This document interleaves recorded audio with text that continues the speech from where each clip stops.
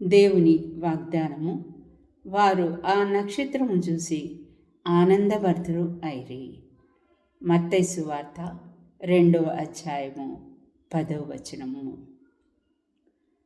నక్షత్రాన్ని చూసి జ్ఞానులు యేసు వద్దకు ఎలా వచ్చారో, అలాగే దేవుడు తన వెలుగులోకి ఇతరుల్ని రప్పించుకుంటానికి మనల్ని అదే విధంగా వాడుకుంటారు.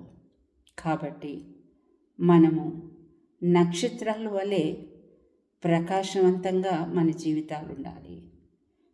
మరి మార్గదర్శకంగా ముఖ్యంగా మనం ఉండాలి.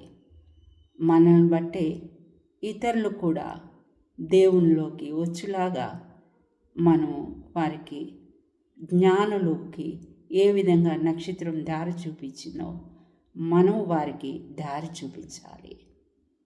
కాబట్టి నేటి వాగ్దానం మనం ఆశీర్వాదకరంగా తీసుకోవాలి. ఆమేన్.